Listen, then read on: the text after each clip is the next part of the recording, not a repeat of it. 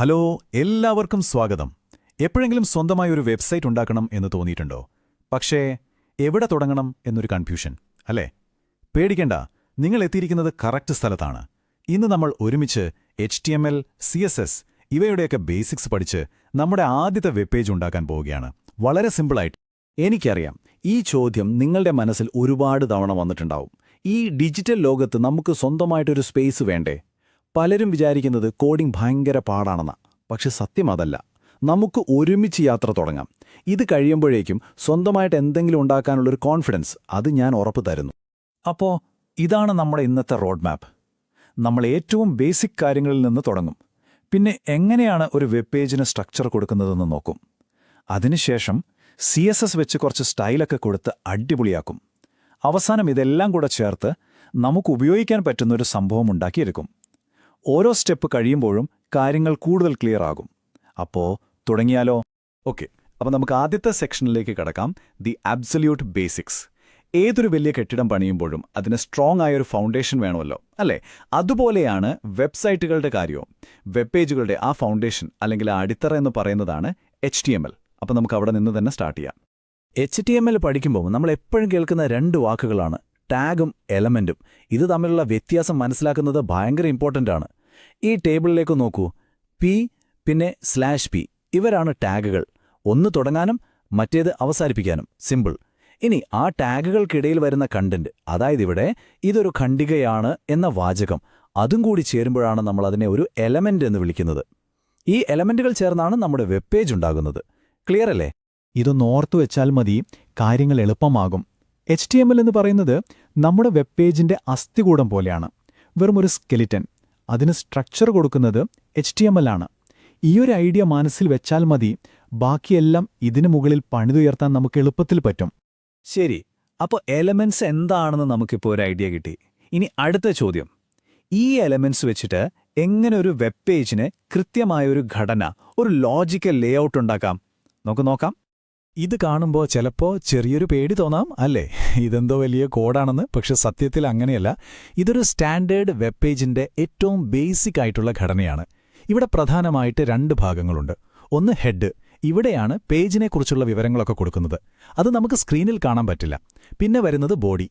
ഈ ബോഡിക്കകത്ത് നമ്മൾ എന്ത് കൊടുക്കുന്നോ അതാണ് നമുക്ക് വെബ് പേജിൽ കാണാൻ കഴിയുന്നത്. ഈ രീതിയിൽ പേജ് സ്ട്രക്ചർ ചെയ്യുന്നത് ഗൂഗിളിനൊക്കെ നമ്മുടെ പേജ് പെട്ടെന്ന് മനസ്സിലാക്കാൻ സഹായിക്കും. നമ്മൾ നേരത്തെ കണ്ട ആ കോഡിലെ ഏറ്റവും പ്രധാനപ്പെട്ട ചില ഭാഗങ്ങളാണിത്. നമുക്കിതൊരു വെബ്സൈറ്റായിട്ട് തന്നെ ചിന്തിക്കാം. ഹെഡർ എന്ന് പറഞ്ഞാൽ വെബ്സൈറ്റിന്റെ തലക്കെട്ട് വരുന്ന ഭാഗം. നാവോ, അത് നമ്മുടെ നാവിഗേഷൻ, അതായത് ഹോം, എബൌട്ട്, കോണ്ടാക്ട് എന്നൊക്കെ കാണുന്ന ലിങ്കുകളില്ലേ, അതാണ്. ആർട്ടിക്കിളാണ് നമ്മുടെ മെയിൻ ഹീറോ. പ്രധാനപ്പെട്ട കണ്ടന്റ് എല്ലാം ഇവിടെയാണ് വരുന്നത്. പിന്നെ ഏറ്റവും താഴെ ഫുട്ടർ. അവിടെയാണ് കോപ്പിറൈറ്റ്, കോണ്ടാക്ട് ഡീറ്റെയിൽസ് ഒക്കെ കൊടുക്കുന്നത്. കണ്ടില്ലേ, ഓരോന്നിനും അതിൻ്റെതായ ഒരു ജോലിയുണ്ട്. അപ്പോൾ നമ്മുടെ വെബ് പേജിന്റെ അസ്ഥികൂടം റെഡിയായി. പക്ഷേ വെറുമൊരു അസ്ഥികൂടം കണ്ടിരിക്കാൻ ഒരു ഭംഗിയുണ്ടോ? ഇല്ലല്ലോ. ഇതിന് കുറച്ച് നിറവും രൂപവും ഭാവവും ഒക്കെ കൊടുക്കണ്ടേ?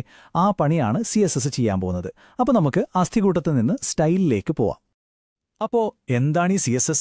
പൂർണ്ണരൂപം കാസ്കേഡിംഗ് സ്റ്റൈൽ ഷീറ്റ്സ്. ആ പേര് കേട്ട് പേടിക്കുകയേ വേണ്ട.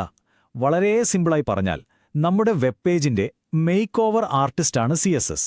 ടെക്സ്റ്റിന്റെ കളർ മാറ്റണം, ഫോണ്ടിന്റെ സൈസ് കൂട്ടണം, ഒരു സാധനം വലതുവശത്ത് വെക്കണം, മറ്റൊന്ന് ഇടതുവശത്ത് വെക്കണം. ഇങ്ങനെയുള്ള എല്ലാ സൗന്ദര്യവൽക്കരണവും നടത്തുന്നത് CSS ആണ്. അങ്ങനെയാണെങ്കിൽ നമ്മുടെ ആ പഴയ ഉപമ പൂർത്തിയാക്കാം, അല്ലേ?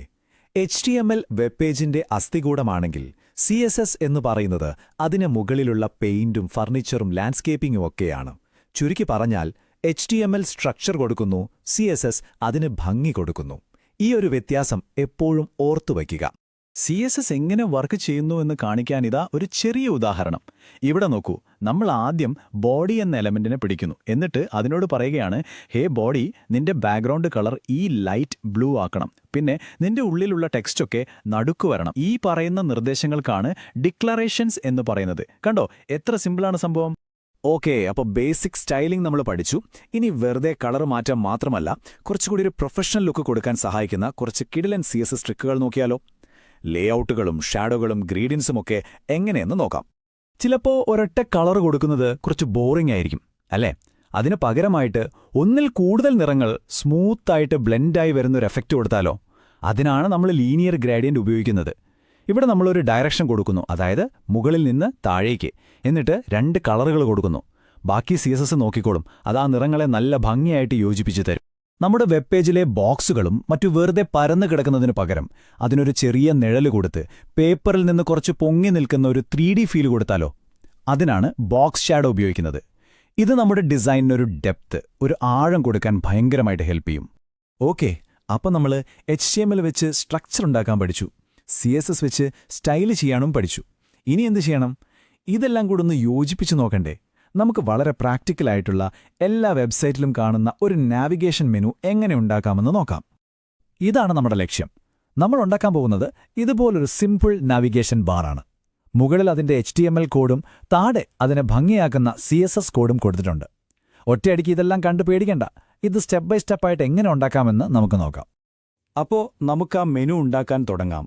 സ്റ്റെപ്പ് നമ്പർ 1, HTML ഉപയോഗിച്ച് നമ്മളൊരു സാധാരണ ലിസ്റ്റ് ഉണ്ടാക്കുന്നു, UL/LI ടാഗ് വെച്ചിട്ട്. അപ്പോൾ അതിനു മുന്നിൽ കുത്ത്, അതായത് ബുള്ളറ്റ്സ് ഉണ്ടാകും. സ്റ്റെപ്പ് 2, CSSൽ ലിസ്റ്റ്-സ്റ്റൈൽ ടൈപ്പ് നൺ എന്ന് കൊടുത്ത് ആ ബുള്ളറ്റ്സ് അങ്ങ് ഒഴിവാക്കുന്നു. സ്റ്റെപ്പ് 3, ഇപ്പോൾ ലിസ്റ്റ് താഴെയായിട്ടായിരിക്കും കിടക്കുന്നത്. ഫ്ലോട്ട് ലെഫ്റ്റ് എന്ന് കൊടുക്കുമ്പോൾ അത് നേരെ ഒരേ വരിയിലായിട്ട് വരും. ഇനി ഫൈനൽ ടച്ച്, സ്റ്റെപ്പ് 4, മൗസ് ഓരോ ലിങ്കിന്റെ മുകളിലും കൊണ്ടുപോകുമ്പോൾ ബാക്ക്ഗ്രൗണ്ട് കളർ മാറണം അല്ലേ? അതിനാണ് നമ്മൾ ഡാഷ് ഹോവർ ഉപയോഗിക്കുന്നത്. കണ്ടില്ലേ, നമ്മളിതുവരെ പഠിച്ച കാര്യങ്ങൾ ഒരുമിച്ച് ചേർത്തപ്പോൾ എത്ര സിമ്പിളായിട്ടൊരു മെനു ഉണ്ടാക്കി. അപ്പോൾ വെബ്സൈറ്റ് ഉണ്ടാക്കാനുള്ള അടിസ്ഥാന കാര്യങ്ങൾ, അതിന്റെ ബിൽഡിംഗ് ബ്ലോക്സ് ഇപ്പോൾ നിങ്ങളുടെ കയ്യിലുണ്ട്. സ്ട്രക്ചറിന് HTML, സ്റ്റൈലിന് CSS. ഇനി നിങ്ങളുടെ കളിയാണ്. നിങ്ങളുടെ മനസ്സിൽ എന്താണുള്ളത്? സ്വന്തമായൊരു ബ്ലോഗ് തുടങ്ങണോ? അതോ നിങ്ങളുടെ ഫോട്ടോകൾ കാണിക്കാൻ ഒരു ഗാലറി വേണോ? ചെറുതായി തുടങ്ങുക, ഓരോന്നായി പരീക്ഷിച്ചു നോക്കുക. നിങ്ങളുടെ ക്രിയേറ്റിവിറ്റിക്ക് അതിരുകളില്ല. അപ്പോൾ നിങ്ങളുടെ ഈ വെബ് ഡെവലപ്മെന്റ് യാത്രയ്ക്ക് എൻ്റെ എല്ലാവിധ ആശംസകളും.